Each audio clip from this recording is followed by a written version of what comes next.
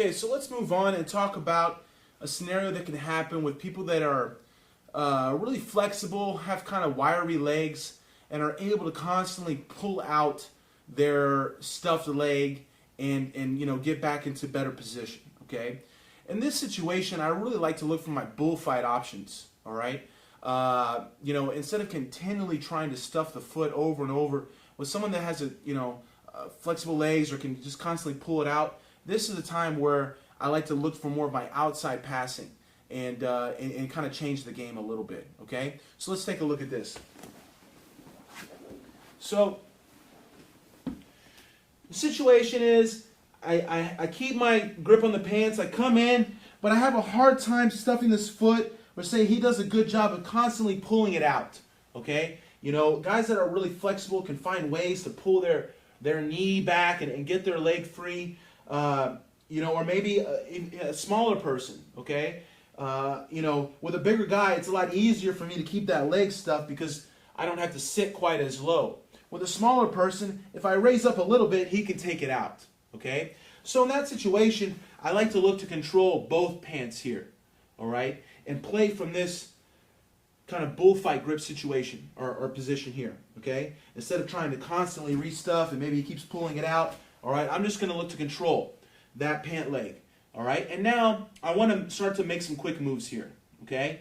The first option we'll look at is more of a traditional bullfight, but he still has control of my ankle over here on this side. So what I'm going to do is I'm going to look to twist my leg towards the middle so I can kick and free that hand off my ankle. Now this kick is going to be the beginning of my bullfight. After I kick, I'm going to step and post with my left foot, start to spread his legs open and circle around with my right foot, creating this angle here, okay? Now it's very important that I keep pushing his knee out so I flatten his body and allow me to drive in with my shoulder.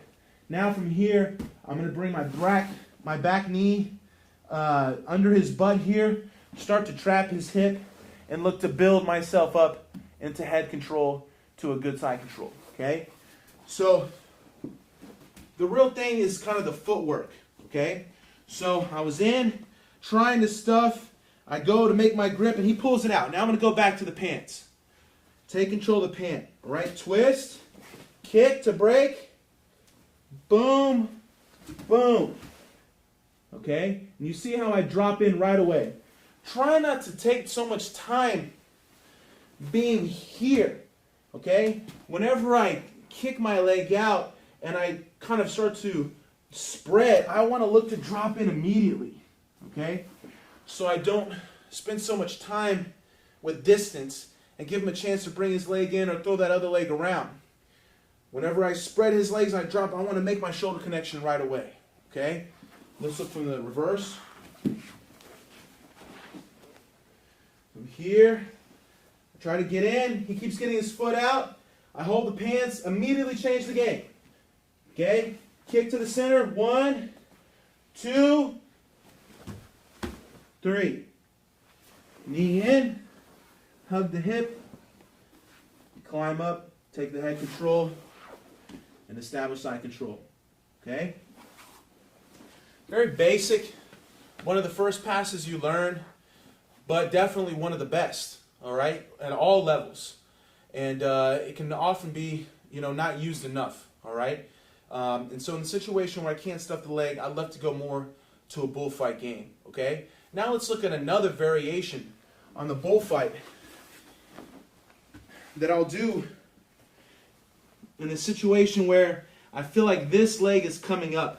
Okay, because he has control of my ankle, a lot of times they're going to look to put that foot in your hip, okay, to look for different sweep options here, or maybe just to get some space. Exactly, okay?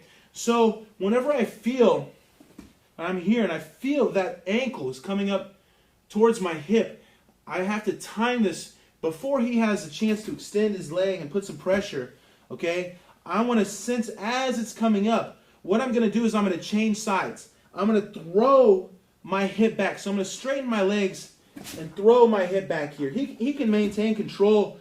I just need this much space now for me now to direct his legs in front of me. Okay? So I pass this leg through that space start my pressure on the inside of his knee. Once again, look to drop down with my shoulder, closing that distance, and establish side control. Okay? So, I'm in. He's looking to retract that leg. I get my double pant grips. He starts to bring his foot up towards my hip. I'm going to throw my hip back and pass that leg right through. You see how I punch it through? Lots of pressure on the inside of that leg. Usually he's going to let go of my ankle now, try to defend in some way, and I'm going to look to drop, okay? Make the connection, all right? Again, we'll show the reverse. You guys can see how my hips work a little bit. So I'm here. He gets his leg out, double pant grip. The foot's coming up towards my hip. Before it can extend, right here now, I'm going to shoot my hip back. Pass it in front. Start to drop in. Look for side control. So we have two bullfight pass options there. A lot of times, even though the second one is kind of more advanced, that's the one that ends up happening because no one likes the feeling of their leg being pushed down. They want to bring it up. They want to try to put their foot against you. And then it sets up perfectly my chance to go for the kind of more sneaky bullfight pass. And the other benefit of that one is the fact that I'll be passing to my right, okay? His weak side. So really great benefit there, and one that you definitely want to be looking for. But if you can't stuff those legs, look for your bullfight options.